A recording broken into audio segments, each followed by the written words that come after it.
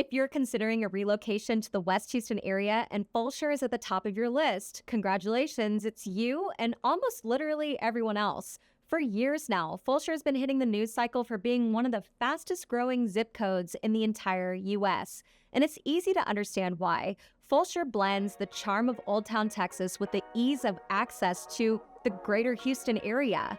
But choosing whether or not Fulshear is the right spot for you and your family can get pretty overwhelming quickly. Fortunately for you, you're in the right place. As someone who's helped hundreds of buyers find their next home on the West Side, I can speak firsthand about the challenges buyers have had and how you can sidestep some common mistakes. Hi, I'm Carolyn Bauerschlag, a local real estate agent helping people just like you relocate from all over the country right to our great city. And if you're considering a move to the West Houston side, I would love to add you to our client family. One of the regrets or mistakes that I'll hear people cite about moving to Fulshear is that they didn't fully appreciate that Fulshear is still really just a small town.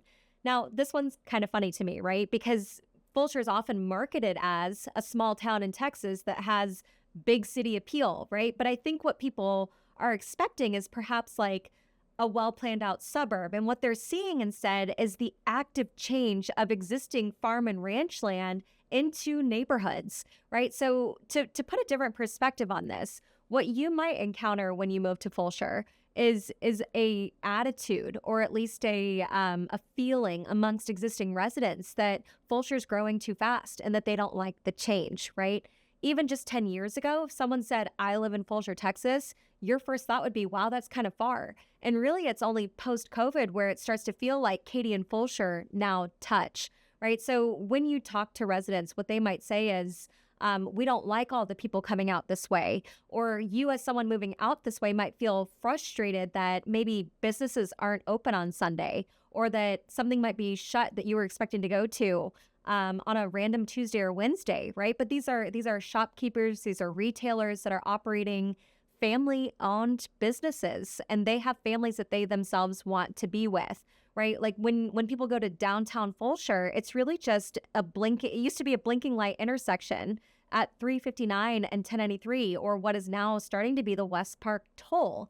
And it's really just a collection of tiny shops and an Ace Hardware and a gas station. And I think it's very surprising to folks who are relocating to the area to see how very small Fulshear is.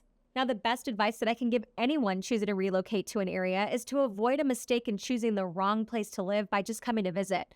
Before you ever house hunt, just come out to the Houston area, drive through the suburbs. They all kind of touch now, and see if you like the way that one feels over the other. And sit down and talk to some residents and see if you like the pace and see if you like the feel. If I had to bet you money, I would say you might hear someone say that they are very upset that a Home Depot is going in along 1093. They would prefer to shop at the small mom and pop hardware store down the street. People were very upset about a Saltgrass Steakhouse opening up near the intersection of downtown Fulshear. They said that that was killing the business of the small mom and pops, or what gives it the charm and appeal. But to be quite frank, every time you drive the Saltgrass parking lot, it's completely full. So you see this kind of pull and shove between old and new. And I think that can be kind of surprising to folks relocating to the area. Now, one of the most second common complaints that I hear from people relocating out to the Fulshear area is that the infrastructure just isn't where they thought it would be. Now, that's a little different for everyone. So let me elucidate the situation here. If you're spending $600,000 on a house and you're buying in a master plan community, I think any rational person would expect that water service, cell phone usage, internet accessibility would all be well in hand. And the reality is that it's not, right? So again, with that push and shove between old and new, growth and keeping things the same, something simple as cell phone towers were struck down by the local community for many, many years. And only just in the last year did people finally approve 5 cell phone towers to go up in the Fulshear and westward area. And you can kind of understand why if you think about it from the old folks' perspective. These are farm and ranch lands. They don't want to look at modernity right in their backyard, right? And it's hard then to grapple with the idea of all of these people encroaching upon your space. But if you're someone who is moving to Fulshear because of all of the wonderful things it has to offer, you should be able to use your cell phone. Now, another thing too is the water quality is something we hear people complain about. These municipal utility districts are tasked with putting in infrastructure where it didn't previously exist. So what a lot of folks are surprised to find is that they probably need a water softener. You have water service, but you have hard water. So you might want to take care of that. If you work from home, you might experience interruption in your internet and cable usage. There's a ton of construction going on, and I would say more times than not, people are accidentally cutting lines and therefore service to entire sections of neighborhood as that development happens. So if you're moving to the Fulshear area, I would say be aware that this is something that you are going to encounter. And for better or for worse, there's not a whole lot that you can do about it. Now, a third mistake or complaint that I hear from people who relocated to Fulshear is that they didn't fully understand the picture of what was going on in Lamar Consolidated ISD. Lamar Consolidated is a school district that covers, Fulshear all the way down to Rosenberg, way far west. And Fulshear has had such explosive growth that a lot of the capacity at individual schools has been overblown for quite some time now. Now, Fulshear is getting quite a few new schools as a result of the bond election that finally passed in November of 2025. So the taxpayers approved a $2 billion bond to put in new schools, infrastructure, repair to existing facilities, getting new buses, all that good stuff. But if you're not aware of what's going on, you might buy a home believing that your child is going to go to specific schools, but they're going to get rezoned probably as soon as the fall of 2027. So if you're moving to this area, my best advice to you is to say, pick up the phone and call the administration building and see what the plans are for the neighborhood where you are choosing to buy. Any other information that's coming from different sources besides the school district itself is just speculation. So if that's important to you, pick up the phone and quite literally call and see where those plans are being made for schools in your area. Another regret, I would say, that goes hand in hand with this is that parents didn't really understand where the bus service was going to come into play, right? So I think everyone has a pretty common expectation that if you live a certain distance from a school, your child can get on a bus and go to school. But the traffic associated with this has been horrendous. So when you talk to parents, they will say it is very common for their child to sit on a bus for 45 minutes to an hour one way, even just to get a couple miles to school. And that's because they don't have enough buses. It's because they don't have enough drivers. It's because the roads are all jammed up with everyone trying to get wherever they're going. So be aware that part of the growing pains is also related to the schools. Now, the fourth lament or regret that I hear people say about moving out to the Fulshear area is that they didn't fully account for where they were going to be spending their time. Now, if you have little ones, this is probably going to be the extracurriculars. So if you have children in baseball, soccer, or football, there are leagues now in Fulshear that are pretty active. So you can get into a recreational sports league for your children. If you are playing any kind of competitive sport, Fulshear's not there yet. So when you talk to parents, they will say, yeah, my son's in competitive baseball. They're going to the field on the north side of Katy, which is a 45-minute drive just to get to the north side of Katy in traffic.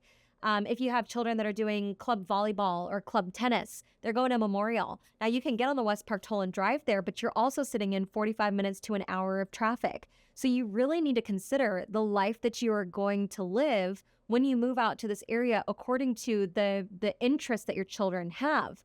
Another sort of thing is on the fine art side. It's not just sports, right? I have friends that take their kids to dance studios that are really nowhere near Fulshear because they don't like the one option that they have, right? So if your child's in competitive dance, competitive cheer, or even just regular dance and cheer, you might need to go to Katy, Sugarland, Cypress to get to the type of activity that you want. Same holds true for music lessons, for language integration, or for tutoring of any kind.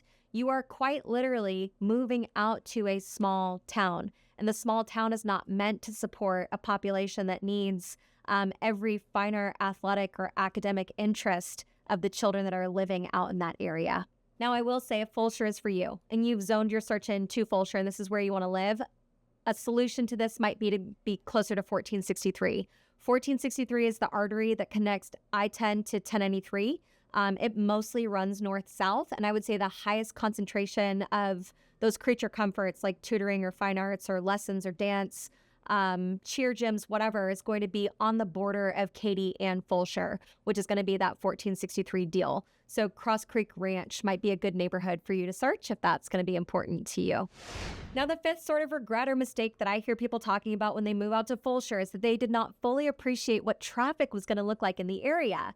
Now, if I'm doing a buyer consultation and someone says, I work downtown and I must be there 5 days a week, I would think to myself, Fulshear might not be achievable for them.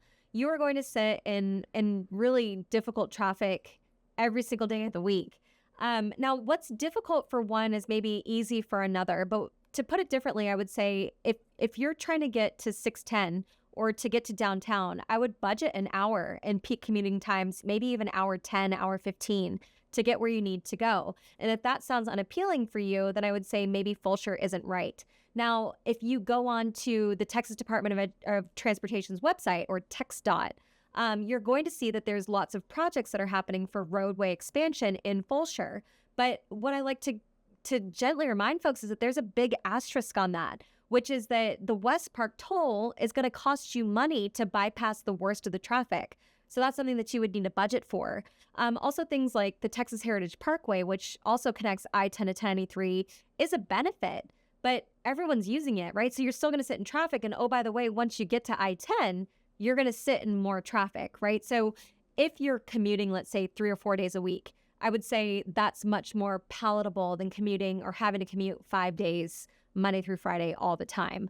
And it's not just the major roadways, right? Like if you talk to residents, they'll say, hey, when I'm trying to turn right out of my neighborhood onto the West Park toll, I might have to sit through 3 or 4 light cycles because there's no right turn lane, because there hasn't had to be. But now 5 years on, all these people are out here. So I fully suspect that as time goes on, the roadways will improve, the egress, ingress, so to speak, in and out of Fulshear will get better.